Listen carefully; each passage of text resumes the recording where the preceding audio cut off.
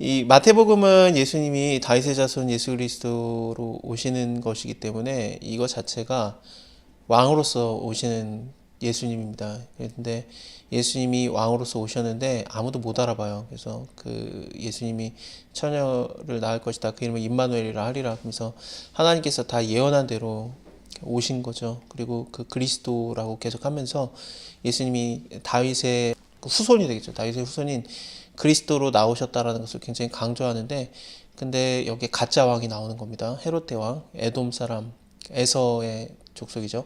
야곱과 쌍둥이형이었던 그 장자권 팔아먹었던 그 형의 족속에서 헤롯 대왕이 나오는 건데, 헤롯 대왕이 이스라엘을 다스려요. 그래서 이것 자체가 원래 문제가 있어서 좀 괜찮은 상황이 아니었어요. 왜냐하면 모세오경에 분명히 이스라엘 족속에서만 왕을 삼아라 그랬는데 얘 자체가 이스라엘 족속이 아니니까. 근데 동방박사들이 와가지고 유대인의 왕으로서 나시는 이가 어디 있느냐, 우리가 그의 별을 보고 경배하러 왔다 그러니까 아무도 못 알아봤던 거죠. 근데 오히려 이방인들이 알아봤었고, 그래서 이거 베들레헴에서 목자가 난다고 했는데 베들레헴에 난 거 아니냐. 그래서 이제 베들레헴에 예수님이 베들레헴에서 태어나셨지만 지금 현재 동방박사가 왔을 때는 그 한 2년 정도 시간이 더 지났다고 보거든요. 그러니까 이게 그 별을 딱 보고 출발하기 시작했을 거니까 태어난 다음에 이제 출발을 한 거예요. 그래서 동방에서부터 왔고 그 다음에 예루살렘에 가서 대화를 했고 그 다음에 찾는 것까지 해서 한 2년 정도, 뭐 짧게는 3개월, 길게는 2년 정도라고 보기 때문에 아직까지 말구유에 있는 건 아니고 이미 걸어 다니시기 때문에 자기 고향에 가셨어요. 베들레헴이 없어요. 베들레헴에서 태어나셨지만.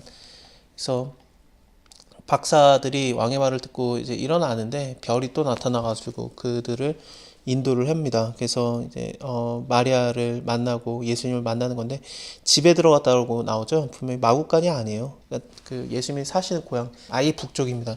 멀리 떠났고 근데 천사가 나타나가지고 여기 있으면 안 된다, 돌아가야 된다, 그런 식으로 헤롯이 그 죽이려고 한다, 그런 말을 들어서 애굽에 도망가 있는데, 그래서 이제 가짜 왕인 헤롯 대왕이 박사들이 그 물어볼 때를 표준으로 해가지고 한 2년 정도가 지났을 거라고 판단이 되기 때문에 2살 아래로 베들레헴 애들을 다 죽여요.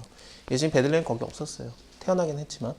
그래서 이런 것들은 다 예언이 돼 있던 내용들입니다. 사실상 그렇습니다. 그래서 뭐 이렇게 라마에서 슬퍼하며 크게 애통하는 거, 이런 것들은 제대로 예언이 돼 있던 거고, 왕으로서 예수님이 태어났는데 아무도 못 알아보고 그 우리는 아브라함의 자손들이니까 우리는 뭐 무조건 구원받는다 이런 생각이나 하고 있는 이스라엘 사람들, 이 세례요한이 아니다, 너네가 회개하지 않으면은 다 불에 던져지는 거다, 그래서 회개를 해라, 내 뒤에 오시는 이 성령과 불로 세례를 준다, 이런 걸 통해서 쭉 보면은 예수님은 왕으로 태어나는데 그 왕을 아무도 못 알아본 거예요. 이방인들만 알아봤어요. 동방박사들, 뭐 심지어 산상수훈을 해도 산상수훈의 말을 다 듣고 제일 먼저 반응한 사람은 뭐 문둥병자라든지 아니면은 그 백부장이라든지 이런 이방인들만 예수님의 말에 반응을 하고, 딴 사람들은 예수님을 반응을 안 해요. 이 마태복음에서 왕으로서 등극하신 예수님, 그리고 또 하나님의 사랑받는 아들, 이는 내 사랑하는 아들이고 내 기뻐하는 자다 그러는데, 그 사랑을 받아야 되는 예수님이 고난을 당하실 때 어떻게 고난을 당하냐면은 여기서도 배척을 당해요. 네가 무슨 왕이냐, 네가 무슨 왕이냐.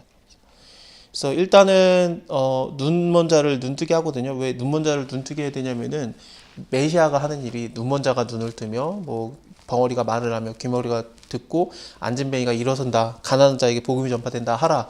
그게 메시아가 하는 일들이기 때문에 일단 눈을 뜨게 하면서 내가 바로 메시아다를 보여주고, 그 다음에 나귀를 타고, 나귀 새끼를 타고 그 산에, 예루살렘 산에 오르시는데, 이것도 다 예언이 돼 있던 내용입니다. 호산나 호산나 하면서 노래를 하니까 이 소동에 대해서 다 놀라는데 사람들이 이걸 뜯어 말리죠. 야, 이거 호산나라고 말하는 거 괜찮냐, 그러면 안 되는 거 아니냐라고 뜯어 말리는 거. 소경 저는 자들이 예수께 나오는데 다 고쳐주고요. 예수님께서, 왜냐하면 이건 전부 다 그 메시아가 해야 되는 일이니까. 그래서 대제사장들, 서기관들이 예수의 하는 이상한 일과 성전에서 소리 질러서 호산나 다윗의 자손이 하는 애들을 보고서 분해 여기면서, 너 이거 듣느냐, 이거 들으면 안 되지 네가, 그랬더니 어린아이와 젖먹이 입에서 나오는 찬미로 온전케 하셨다. 이거 그 여호와 우리 주여 주의 이름이 온다는 그 8편이거든요.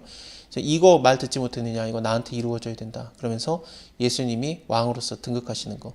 낙이 타고 올라가시는 게 뭐냐면은 낙이 새끼가 조그매요. 암말과 그 수탉낙이라 그러죠. 수탉낙이가 이게 교미를 하면은 노새가 납니다.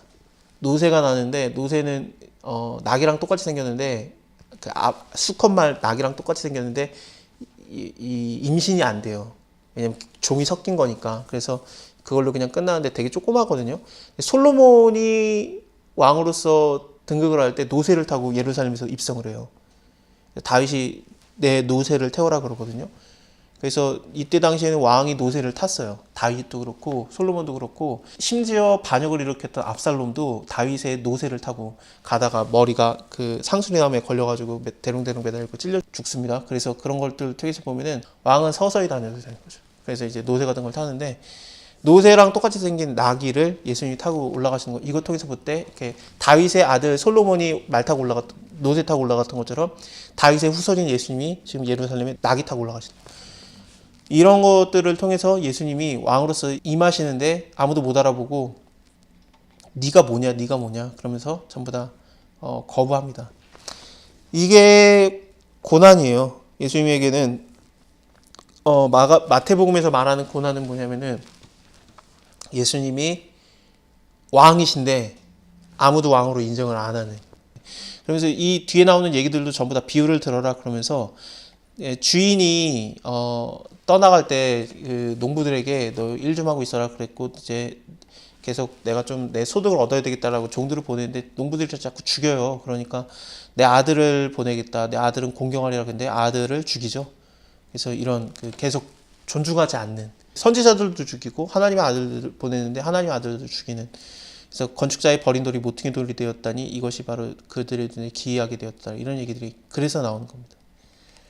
십자가 지실 때도 뭐 제자들도 예수님을 인정하지 않고 그 다음에 뭐 가룟유다는 예수님 팔아먹고 그리고 그 십자가 지실 때도 사람들이 막 머리 흔들면서 네가 너를 스스로 구원해봐라 하나님의 아들이거든 네가 구원해봐라 그러면서 예수님을 계속 깎아내리려고 하는데 그게 고난입니다.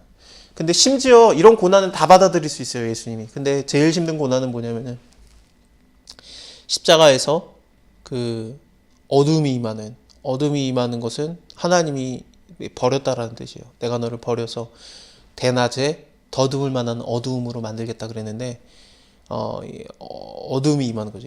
12시에 제일 밝아야 될 때 제일 찬란하게 빛나야 되고 모든 사람은 다 예수님 버리고 제자들도 떠나고 그랬지만 하나님만은 하나님 아버지만은 내가 너를 사랑한다. 내가 너를 기뻐한다. 너는 왕이다. 만왕의 왕이다. 만주의 주다. 그걸 인정하는 게 아니라 해가 사라지는 나도 너를 버렸다. 그게 되는 거거든요. 그러니까 예수님께서 엘리 엘리 라마 사막다니면서 나의 하나님 어찌하여 나를 버리시나이까. 이게 고난입니다.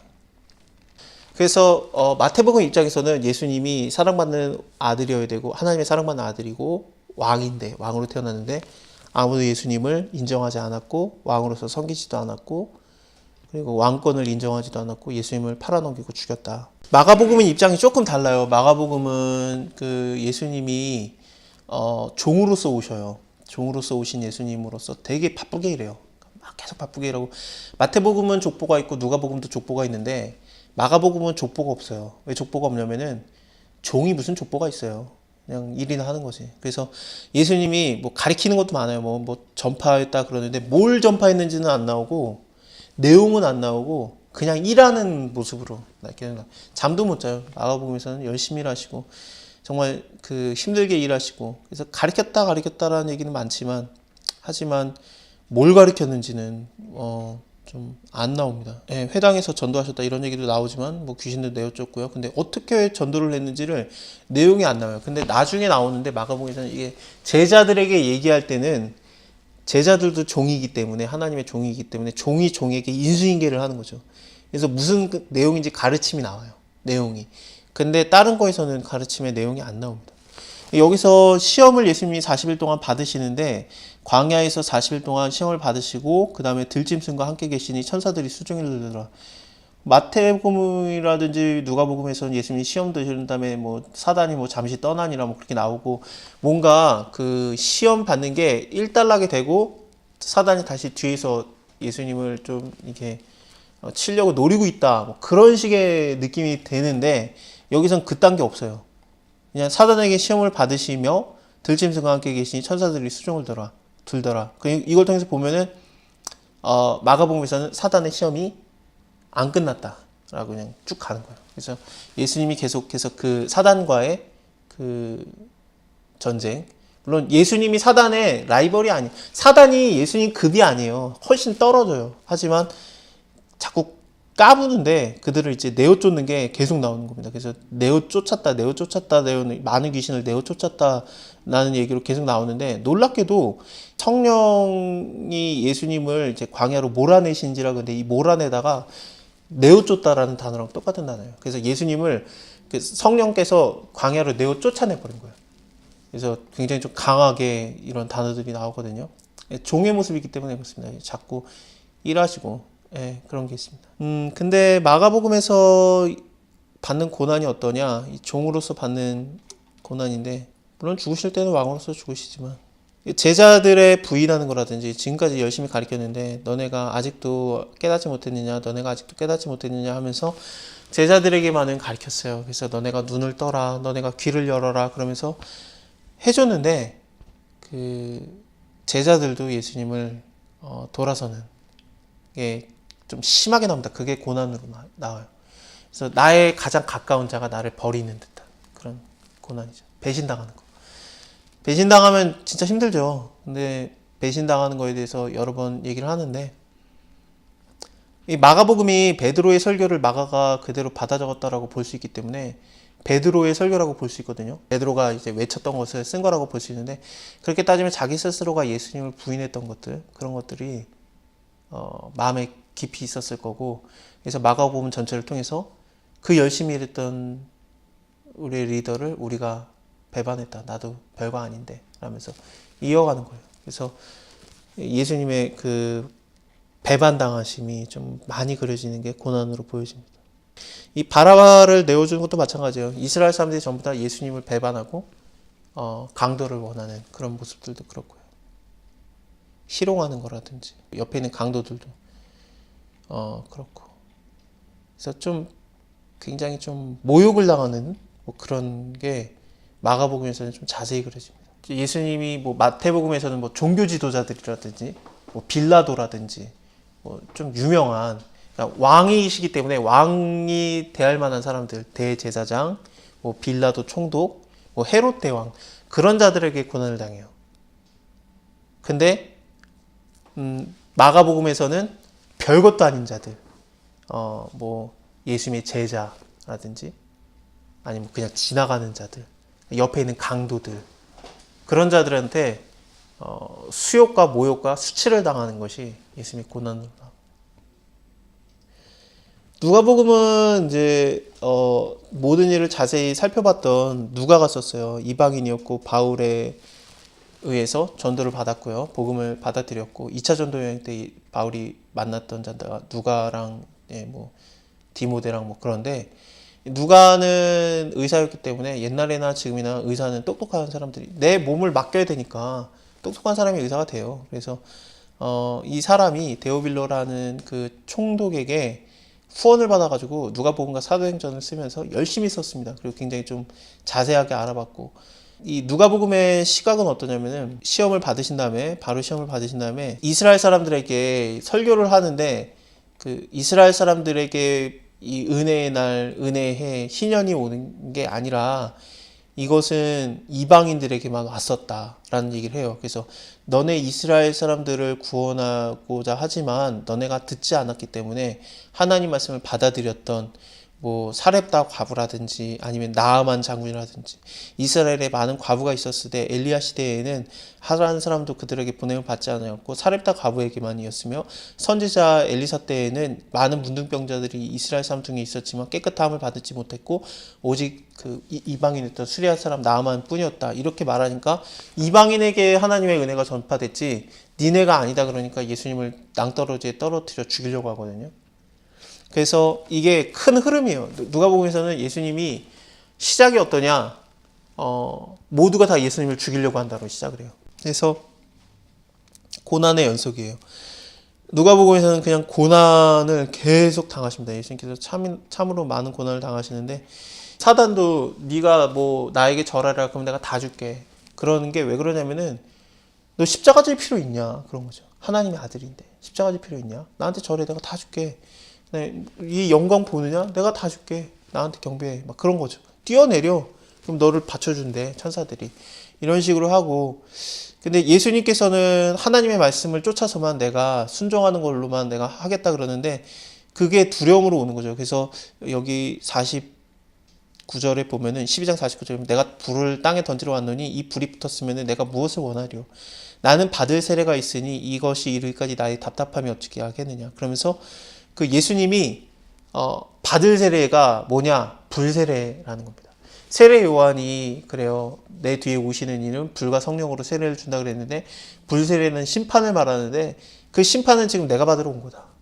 너네한테 심판을 주러 온 게 아니다.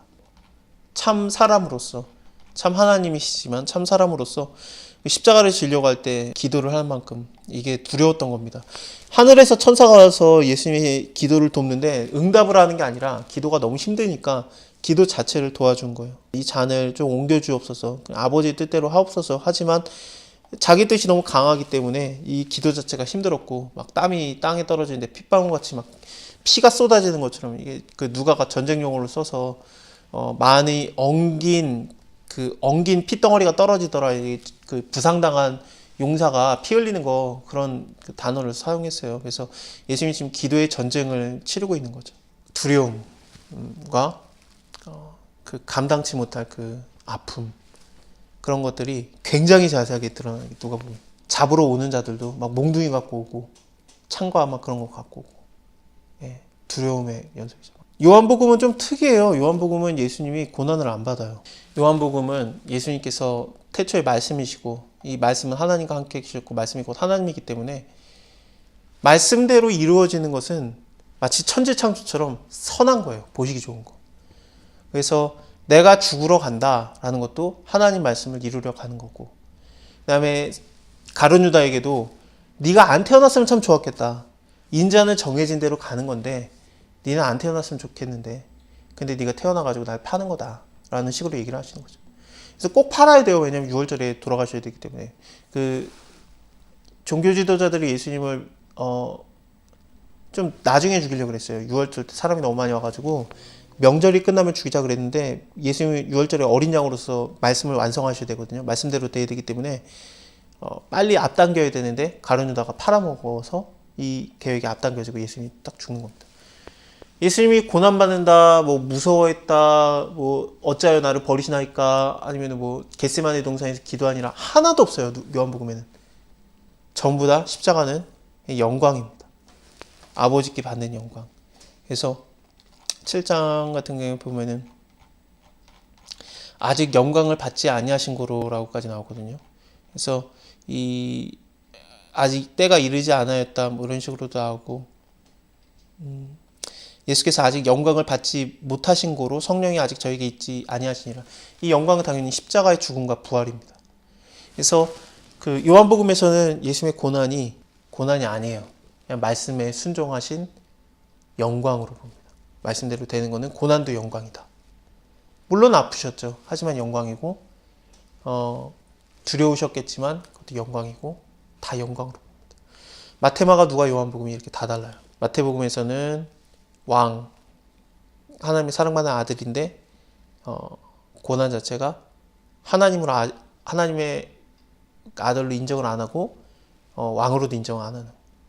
마가복음에서는 종으로서 오셨고 왕으로서 돌아가시는데 아무도, 심지어 별것도 아닌 자들까지도 예수님을 배반하고 수치를 주고, 누가복음에서는 정말 극에 달하는 인간의 고통과 괴로움과 두려움을 다 드러내고, 요한복음에서는 하나님의 말씀에 순종하는 거면은 영광만 있을 뿐입니다.